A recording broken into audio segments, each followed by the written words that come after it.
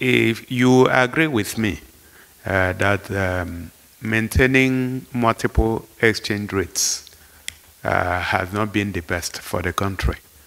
And anytime you create room for arbitrage, people take advantage of it.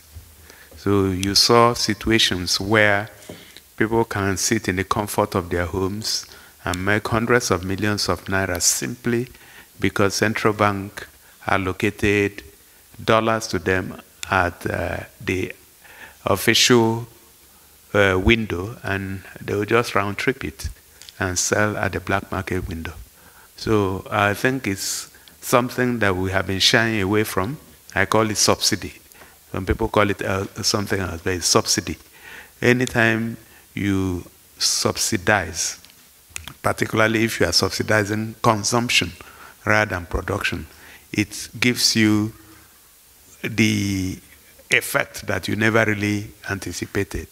It is also good news that as we are converging all the exchange rates, that our production and our levels of export are going up.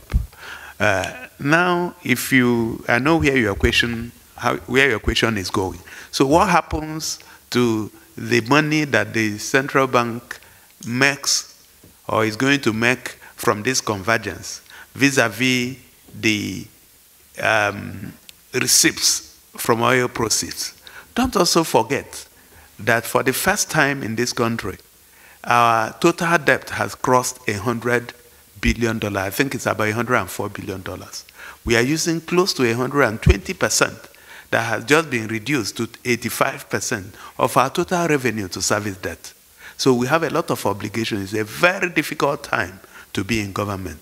So I believe that with the transparency that is being shown, and then you can actually ask questions, that we are at that point where we can say the economic situation will get better, but it gets difficult because it gets, before it gets better. So the challenges are going to be there, but over time, consistency will lead us to the promised land. Specifically on the issue of National Salaries, Income and Wages Commission, NEC had and received recommendations on the various ways and means that the country can use whatever increases that we have in the revenue to mitigate the impact that is going to make on the lives of our workers and all those people involved.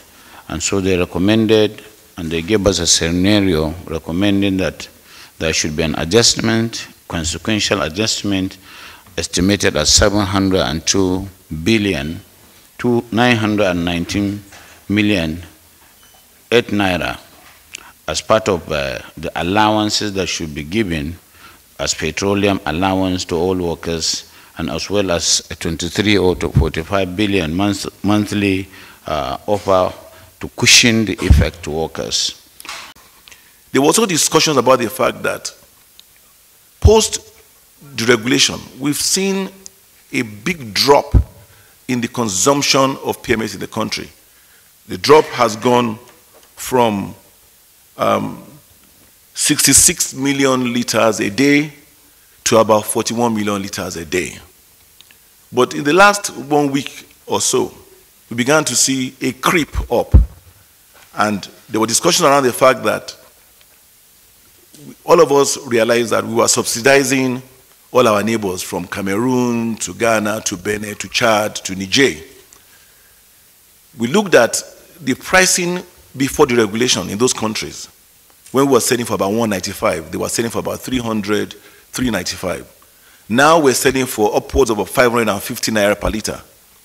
And suddenly the prices in those countries have jumped up to 700 and 800 naira per liter. And we wondered, why would those prices jump up? But obviously, the fact is that those countries will continue to depend on us for PMS supply, because most of them do not have the wherewithal in terms of foreign exchange to even import PMS. So regardless of whether we deregulate or not, which we have done, we will continue to see smuggled PMS across the borders. Part of the issues that we discussed today is palliative measures to mitigate the effect of the petroleum subsidy through the NGK's program. As you are aware, NGK's program is a program that have started 2021, running up to 2024, and then is to provide some emergency and palliatives social needs on so many issues ranging from small farmers holders, MSMEs, and other interventions. It's a 750 million USD from the World Bank, and it has commenced a long time ago. And some of the recommendations that were made include the state case platforms have a strong capacity to handle the implementation of palliatives to the new and existing poor and vulnerable individuals, household and farmers, local economy operators in the country. Additional funding can be sourced from the federal government, World Bank, development partners, as well as Nigerian private sector. In specific, the World Bank can be approached for additional financing on NGK's program. Discussion can start as soon as possible.